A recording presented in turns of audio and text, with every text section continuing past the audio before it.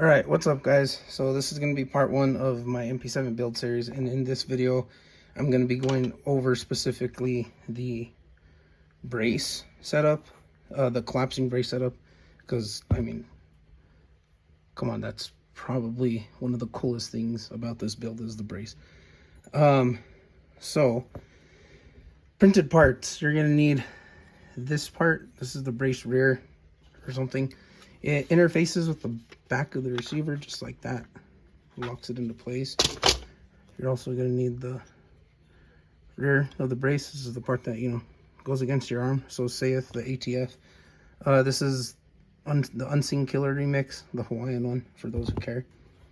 You're also going to need your button, and you're going to need the spring tool. Like, you can do it without the spring tool, but I highly recommend the spring tool because it will be a complete pain in the ass to try and install the spring without this little tool. It makes it so much easier. You're going to need 4 of these little M3 nuts. You're going to need this little tiny M3 nut right here. I think this is an M3 by 6 or something. You're going to need your spring, which I have 2 different springs. I think I'm going to go with this one. See how it works out. If it doesn't, then whatever. I'll take it apart, throw in this one. This one's much more stiff. However, this one's much larger. So I'll just have to see what works and what doesn't. I didn't order the recommended springs off of Car Master. I just went to my local Ace and got what I could. And you're also going to need your parts from Send Cut Send. Your brace rails, as well as this little guy. I got these cut out in 3.2 millimeter stainless steel. First time ever using Send Cut Send, and whoops, it worked out pretty well in my benefit. And then you're also going to need some of these guys. These are little heat inserts. I got this set off of Amazon for, I have no idea how much, but you're gonna need 4 of these little guys for those 4 M3 nuts that, or screws that I just showed you earlier. You're gonna need some of these. Okay, so the first thing you're gonna want to do is get these rails in here. So the rails might have, I just had these in. You're gonna install them with this part facing up. This part will be facing down. And you just kind of want to shove them in there. This side is much easier to install than this other side. I have no idea why, but once I get it in, there we go. They just kind of free float. So you're going to want to do that first, okay? Next, let me adjust the camera just a little bit so you guys can see more of my workstation. I know it's a mess. I'm a messy person, but that's just how I'll roll. So from here, you're going to get your spring, drop that bad boy in there, just like that. You're going to get your spring tool. Now, let me explain real quick what the spring tool is going to do. So the spring tool interfaces with the spring and makes it compress. And it has this little slit in here. Now, this slit is going to line up with this rear tab. So you'll be able to slide in this rear tab if you're not fighting with the spring, trying to get the spring out of the way for the tab. This will push the spring out of the way. You'll be able to slide in the tab just like that, pop it right back out, bam. You get immediate spring pressure on this, and then we can install our button. So, drop that spring in there, and get the tool, push it down just like that. And I want you guys to see this. You can see the spring, and just try and make sure your rails do not fall out. That's why I have them kind of pushed all the way up until the locking tabs. I'm just gonna push this. It's kind of a pain in the ass.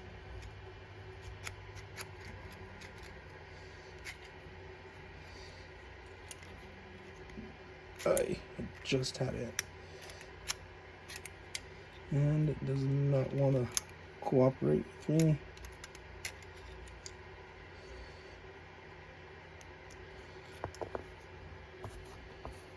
Okay. So in goes our spring.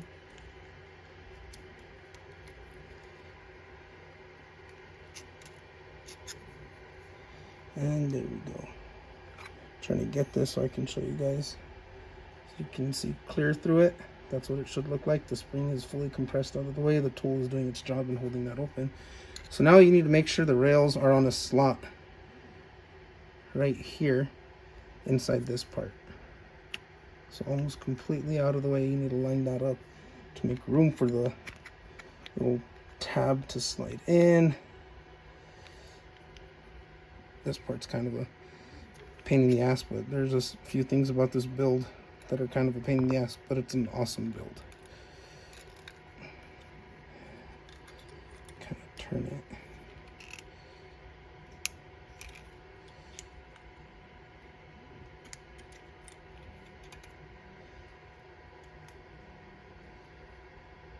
Just like that. Okay. Another thing, you're going to want this little tab facing up towards this direction. Get that through. Kind of push that. Now I just got to line up this side of the rail. I believe that is good right about there. And we're going to push it through.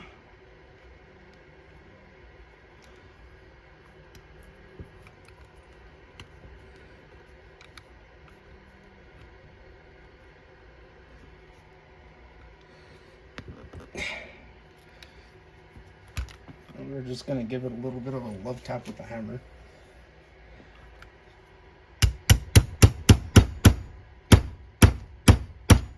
And that does not want to budge. So, there we go. So that's like partially engaged. I have one side connected and the other side is just kind of flopping free on its own.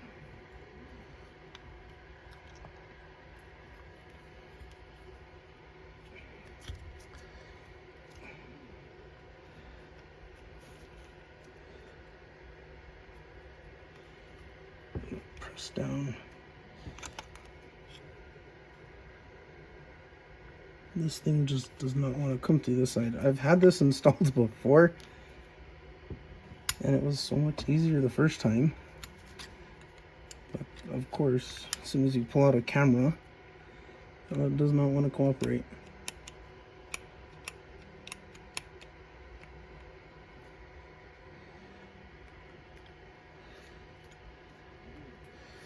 Let's see.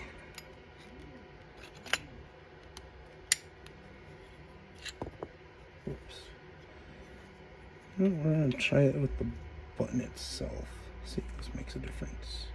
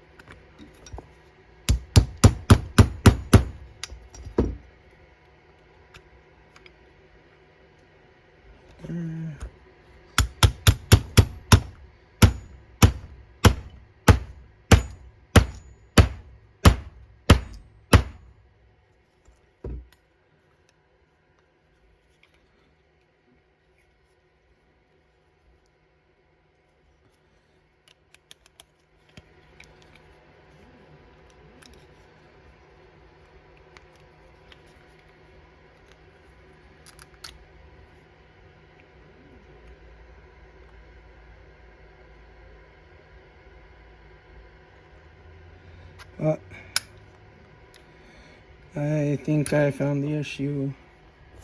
Looks like our spring kind of turned in there.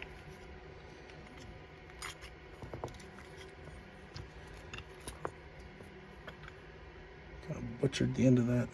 This is my bad. Just put the butchered in first this time.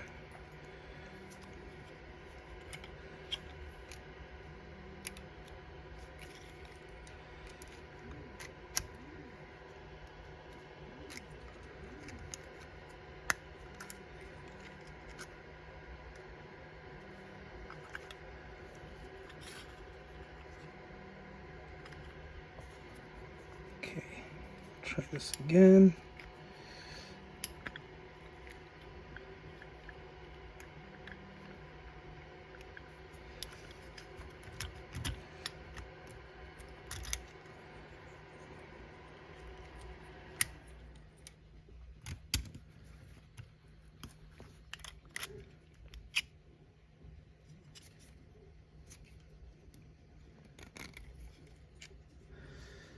get it a little wider here because it seems like it's wanting to kind of close up as I push it. That might be my fault too. I kind of printed this spring tool with relatively low wall count and infill.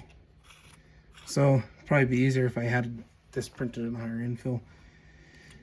Well, just for your guys' future reference, I guess. Okay.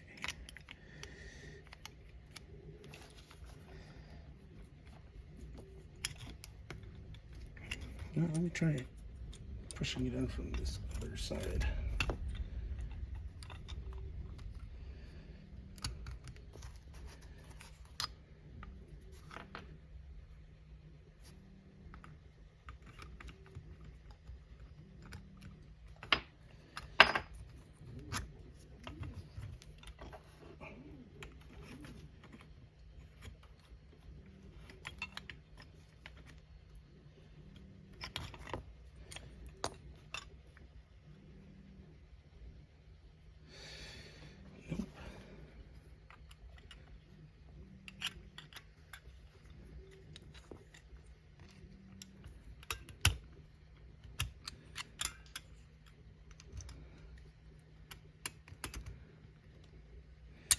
And we're going to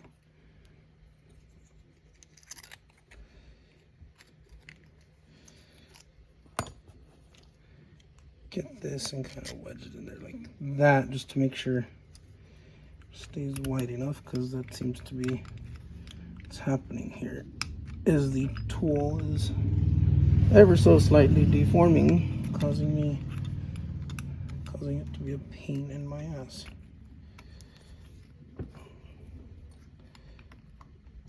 We are almost there.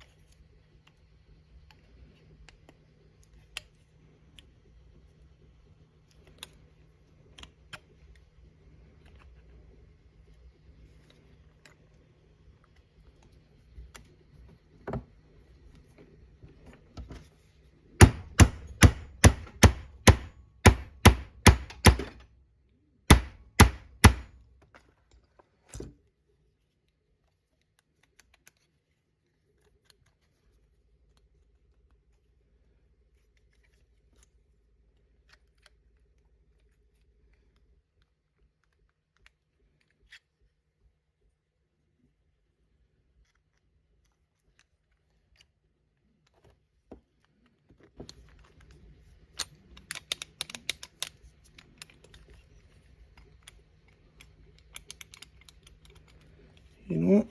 I think this spring may just be too long.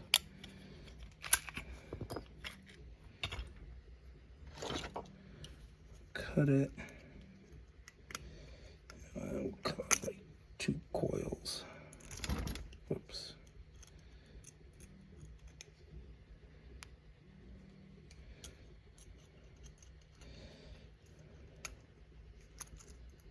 Me does say 20mm long spring, but I could not find one at the hardware store, so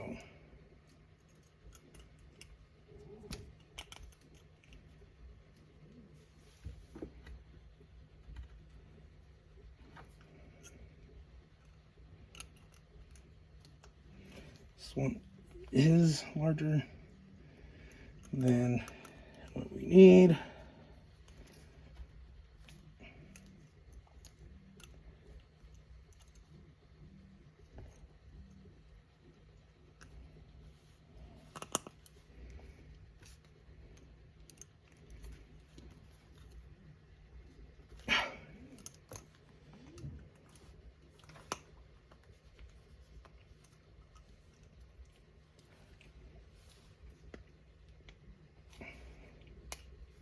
There we go. Okay.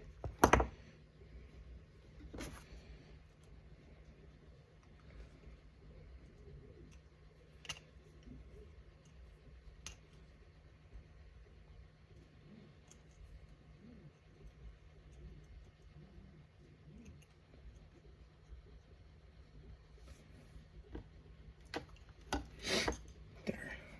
Okay. Trimmed it just a little bit. Drop that in. Oops.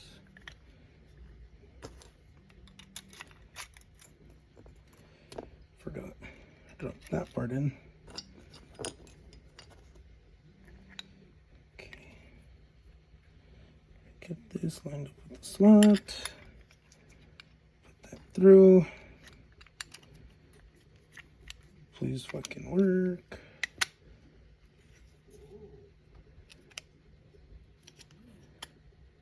Bam. There we go.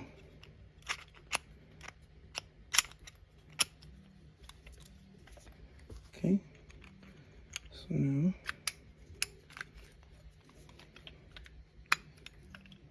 whatever this button engages, I might have to actually use the stiffer spring, but oh well, I can do that later.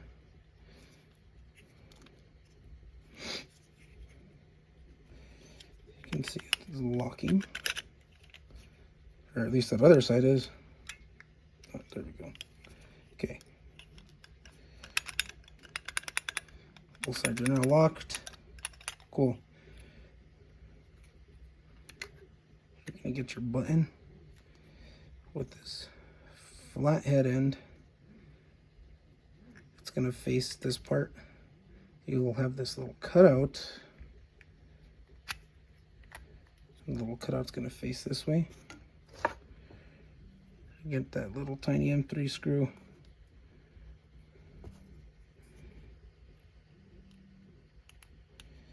And you're just gonna screw that bad boy in. I'm not gonna do it because this spring is not exactly working properly. So I'm probably gonna have to try it with this big old chonker right there. But you guys get the idea. Okay, so we're gonna pretend that these are fully installed for the rest of this video. So now you're gonna install the heat inserts on the inside of your brace here. These are not installed yet. I'm leading them in. So installing a heat insert sometimes does kind of suck if you don't know what you're doing. But with this, it is relatively easy. So I'm gonna go ahead and grab this M3 by 6 by 5. And I'm just going to put it right here in this little hole. I'm going to take a screw, put my screw through, oops, kind of fell, and it'll just barely look like it's catching the threads. And what I'm going to do is just start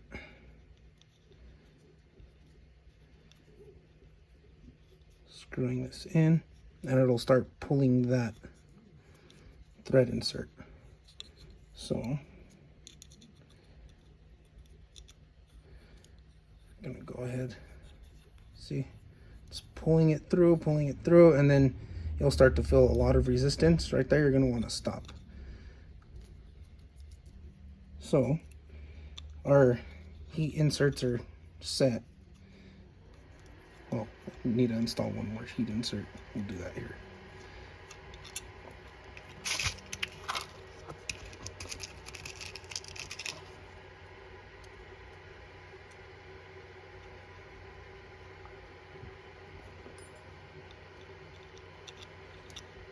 Same thing.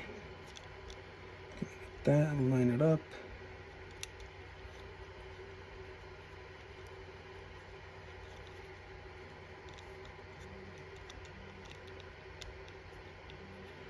Okay, just start threading.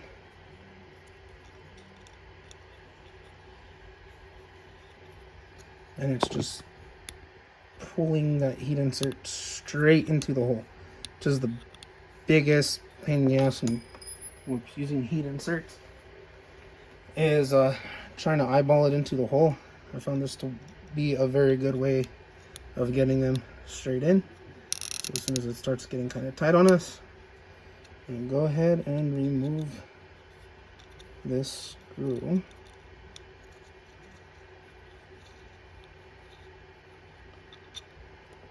Just like that. So our heat inserts look like that. Now here comes the kind of dangerous part. You're gonna take your heating iron, soldering iron, whatever you want, wood burner, and you're just gonna heat up the nuts.